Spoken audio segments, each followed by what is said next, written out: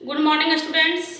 पिछली कक्षा में आपने क्लास 10वीं क्लास 10 के दो पदों को पढ़ा, एक तुलसीदास का पद और एक सूरदास का पद।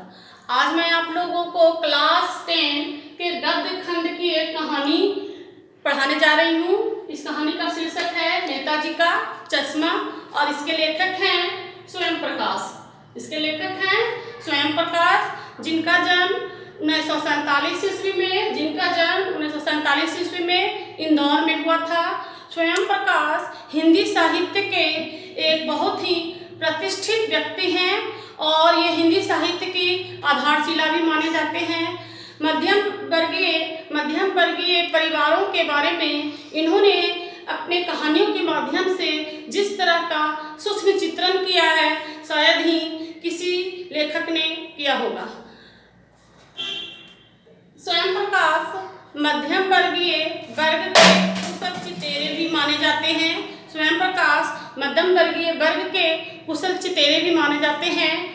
अब हम धीरे धीरे कहानी की ओर आगे बढ़ते हैं। इस कहानी का नाम है नेताजी का चश्मा। नेताजी तुम लोग जानते ही होंगे, हमारे महान क्रांतिकारी नेता सुभाष चंद्र बोस, जिनको हम लोग नेताजी कहकर संबोधन करते हैं।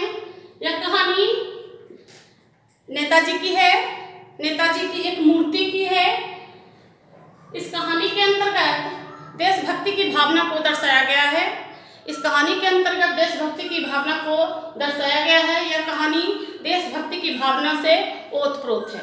यह कहानी देशभक्ति की भावना से ओतप्रोत है और देश चारों ओर की सीमाओं से घिरा हुआ एक क्षेत्र नहीं होता। जो देश होता है चारों ओर सीमाओं से घिरा हुआ एक क्षेत्र नहीं होता है, बल्कि देश बनता है उस सीमा के अंदर रहने वाले सभी नागरिकों, उस सीमा के अंदर रहने वाले सभी नागरिकों के आपसी प्रेम से ही देश का निर्माण होता है। इस कहानी से हमें इस बात का अच्छे से पता चल जाएगा। इस कहानी में सबसे पहले मैं बताना चाहूँगी कि एक कस्बा है। कस्बा मीन्स एक छोटा सा गांव। कस्बा मीन्स एक छोटा सा गांव। यह एक छोटे से गांव की कहानी है, छोटे से कस्बे की कहानी है। यह कोई बड़ा कस्बा नहीं, एक छोटा सा कस्बा है जिसमें दो विद्यालय हैं।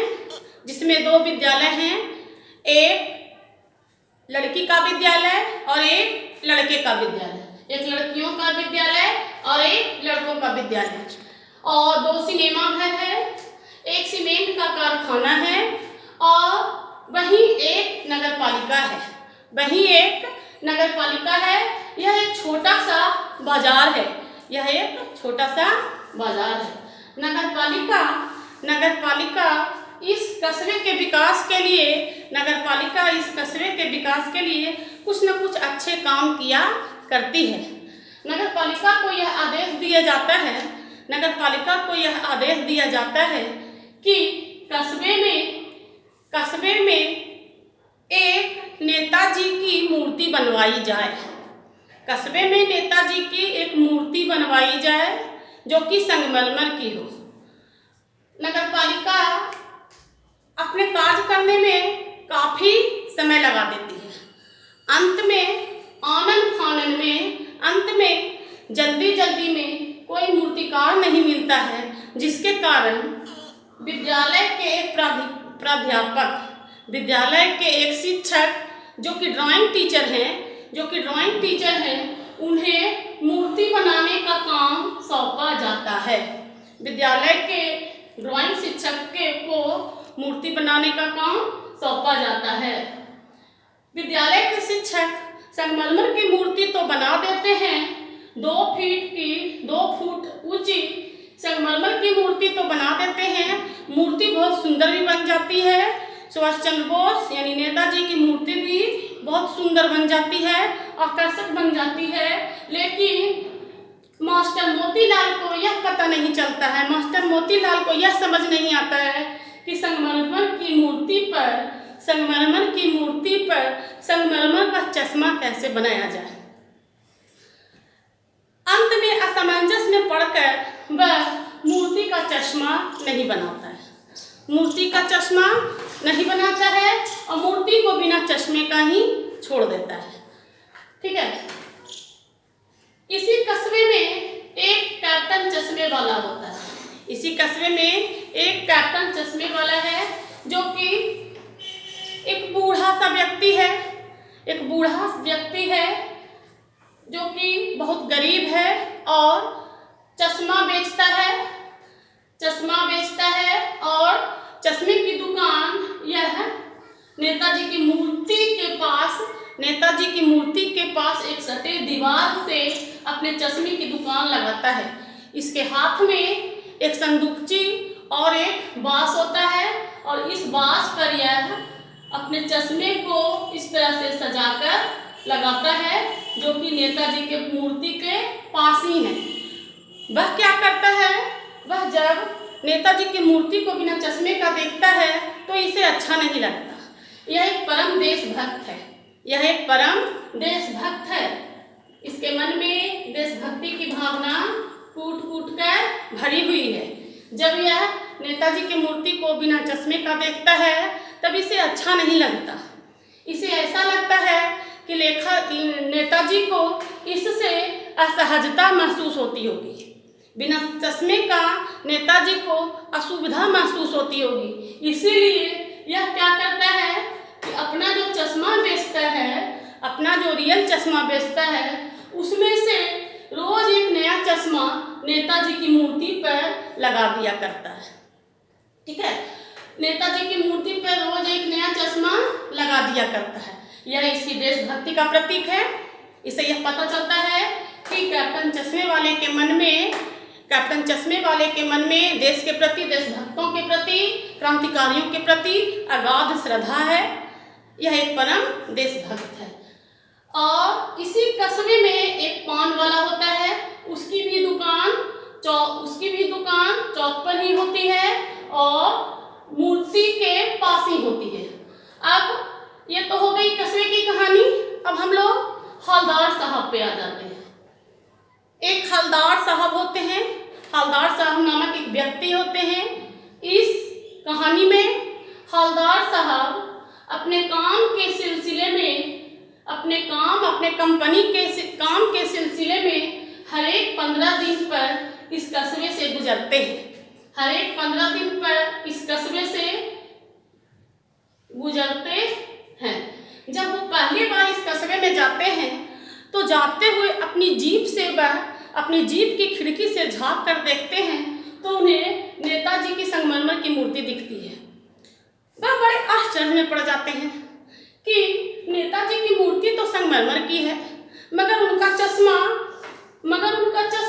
रियल का है, वास्तविक का है, और वो भी चौकोर फ्रेम वाला। यह देखकर उन्हें बहुत आश्चर्य होता है, यह देखकर उन्हें बहुत आश्चर्य होता है और उनका मन कौतूहल से भर जाता है। वो यहाँ पर से तो चले जाते हैं, लेकिन उनके दिलो दिमाग में यह बात घूमते रहती है। उनका मन मस्तिष्क इसी बात पे आके अटक जाता है कि आखिर ऐसा क्यों है। क्या मूर्तिकार ने संगमरमर का चश्मा नहीं बनाया या बनाना भूल गया जो संगमरमर की मूर्ति पर रियल का चश्मा है। यह सोचते सोचते 15 दिन गुजर जाते हैं। फिर 15 दिन के बाद फिर वे अपने कंपनी के कार्य से फिर वह इस कस्बे से होकर गुजरते हैं। फिर अनायास ही उनकी दृष्टि फिर से इस नेताजी की मूर्ति पर पड़ जाती है, नेताजी की संगमरमर की मूर्ति पर पड़ जाती है। इस बार वो क्या देखते हैं कि नेताजी की मूर्ति पर गोल फ्रेम वाला तार का चश्मा लगा हुआ है। गोल फ्रेम वाला तार का चश्मा लगा हुआ है। अब तो वे और भी आश्चर्य में डूब जाते हैं, भला ये क्या बात हुई। नेताजी का कपड़ा तो कोई चेंज नहीं करता, लेकिन चश्मा रोज चेंज करता है, यह कौन सी बात है। वह अपनी जीप से उतरकर पान वाले के पास जाते हैं और कहते हैं पान वाले भैया मुझे पान दो, मुझे पान खानी है। पान वाला पान देता है तो उसके बाद हवलदार साहब पान वाला से पूछते हैं कि भैया मुझे बताओ, आपके कस्बे में नेताजी की मूर्ति पर चश्मा बार बार कौन बदलते रहता है, और नेताजी की मूर्ति पर, नेताजी के संगमरमर की मूर्ति पर रियल चश्मा क्यों है? तब पान वाला, जो कि एक मोटा व्यक्ति है, बिल्कुल काला, पेट बिल्कुल तोंदू की तरह निकला हुआ, और हमेशा वह पान चबाते रहता है। उसने अपने व्यवसाय को ही अपना जीवन बना लिया है, बाकी सारी चीज़ें उसे मजाक लगती है। वह हंसते हुए खिखियाते हुए कहता है कि यह काम कैप्टन चश्मे वाला करता है, कैप्टन चश्मे वाला करता है। जब हवलदार साहब सुनते हैं तो उनके मन में लगता है कि यह कैप्टन चश्मे वाला जरूर कोई बड़ा देशभक्त होगा, जरूर कोई बहुत बड़ा देशभक्त होगा, या तो आज़ाद हिंद फौज का कोई सिपाही होगा। लंबा कद होगा, चौड़ी भुजाएं होगी और बहुत बड़ा सिपाही होगा। हवलदार साहब के मन में कैप्टन चश्मे वाले को लेकर ऐसा व्यक्तित्व की छवि उभरता है। फिर अचानक से वो देखते हैं, क्या हवलदार साहब देखते हैं कि कैप्टन चश्मे वाला एक बूढ़ा सा मरियल सा व्यक्ति अपने हाथ में एक छोटा सा संदूकची लिए हुए और एक बांस लिए हुए वहां पर आता है। आने के बाद वह नेताजी के मूर्ति के दीवार के सटे अपने बांस को लगाता है और वहां पे सारे अपने चश्मे को सजाता है। वह देखते हैं क्या कि यह जो कैप्टन चश्मे वाला है वह आकर नेताजी के मूर्ति से चश्मे को बदलता है। जब भी कोई ग्राहक आता है और उसे नेताजी का चश्मा पसंद आ जाता है तो यह कैप्टन चश्मे वाला क्या करता है, नेताजी से माफ़ी मांगते हुए वह चश्मा उसको दे देता है और फिर एक नया चश्मा नेताजी की मूर्ति को पहना देता है। जब हवलदार साहब कैप्टन चश्मे वाला के इस व्यक्तित्व को देखते हैं तो उन्हें बहुत आश्चर्य होता है और वो कहते हैं, धन्य है हमारा देश, धन्य है हमारा देश, जहाँ की इतने महान लोग पैदा हुए हैं, जो कि क्रांतिकारियों के प्रति, देशभक्तों के प्रति अपने मन में इतनी अगाध श्रद्धा रखते हैं। लेकिन पान वाला, जो कि कैप्टन चश्मे वाला का मजाक उड़ाता है, उसे पगला कहता है और लंगड़ा कहता है, उस पर भी हवलदार साहब को बड़ा गुस्सा आता है कि भला हमारे देश का क्या होगा, जहाँ की देशभक्तों की ऐसी खिल्ली उड़ाई जाती है, जहाँ के देशभक्तों का मजाक किया जाता है। इस प्रकार से फिर हवलदार साहब चले जाते हैं। उसके बाद 2 महीने तक वो उस कस्बे में नहीं जाते हैं। उन्हें 2 महीने तक कंपनी के काम से कस्बे में जाने की जरूरत नहीं पड़ती है। 2 महीने के बाद तीसरी बार जब वो उस कस्बे से गुजरते हैं तब वो क्या देखते हैं कि नेताजी के मूर्ति पर किसी भी प्रकार का चश्मा लगा हुआ नहीं है। नेताजी के मूर्ति पर किसी भी प्रकार का चश्मा लगा हुआ नहीं है। चारों ओर सन्नाटा छाया हुआ है। उनके मन में एक अजीब सी बेचैनी पैदा हो जाती है। वे अपने जीप से उतरते हैं और जाकर पान वाले से पूछते हैं कि भैया, नेताजी के मूर्ति पर आज चश्मा क्यों नहीं लगा हुआ है? तब पान वाला उदासी के साथ बोलता है कि कैप्टन चश्मे वाला मर गया। कैप्टन चश्मे वाला मर गया। जब कैप्टन चश्मे वाला मर गया तो नेताजी के मूर्ति पर चश्मा कौन लगाए? नेताजी की मूर्ति पर चश्मा कौन लगाए? यह सुनकर हवलदार साहब उदास हो जाते हैं। उनकी आंखों में आंसू आ जाता है कि इतने बड़े देशभक्त की मृत्यु हो गई। जब उनकी मृत्यु हो गई तो सुभाष चंद्र बोस के मूर्ति पर कोई चश्मा लगाने वाला नहीं। क्या एक ही देशभक्त है इस कस्बे में और कोई भी देशभक्त नहीं है? क्या नेताजी ने सिर्फ कैप्टन चश्मे वाले को ही आज़ाद कराया था और किसी को आज़ाद नहीं कराया था। कैसा है ये हमारा देश, जहाँ देशभक्तों की इतनी कमी है। यह सुनकर वो बहुत ही विक्षुब्ध हो जाते हैं, बहुत ही उदास हो जाते हैं। फिर वो वहाँ से चले जाते हैं। फिर वे अगली बार जब उस कस्बे से गुजरते हैं तो वो निश्चय कर लेते हैं कि मैं उस कस्बे से जाऊंगा, मगर उस कस्बे की मूर्ति को नहीं देखूंगा, उस कस्बे की मूर्ति को नहीं देखूंगा। मैं उस पान वाले के पास जाकर पान भी नहीं खाऊंगा, क्योंकि उनका मन बहुत ही विक्षुब्ध हो जाता है। लेकिन जब उनकी जीभ इस कस्बे से गुजरती है तो अनायास ही उनका मन मस्तिष्क इस मूर्ति की ओर मुड़ जाता है और वह फिर से इस मूर्ति की ओर देखते हैं। तो वो देखते हैं क्या, इस मूर्ति पर एक सरकंडे का चश्मा लगा हुआ है, एक सरकंडे का चश्मा लगा हुआ है। यह देखकर हवलदार साहब को बहुत खुशी होती है। वो बहुत खुश होते हैं, उनका हृदय प्रफुल्लित हो जाता है कि ये सरकंडे का चश्मा जरूर किसी बच्चे ने लगाया होगा। अर्थात हमारे देश में अभी भी बच्चों के हृदय में, छोटे बच्चों के हृदय में भी देशभक्ति की भावना व्याप्त है। हमारा देश देशभक्ति की भावना से अभी तक शून्य नहीं हुआ है। इस प्रकार से इस कहानी का अंत होता है।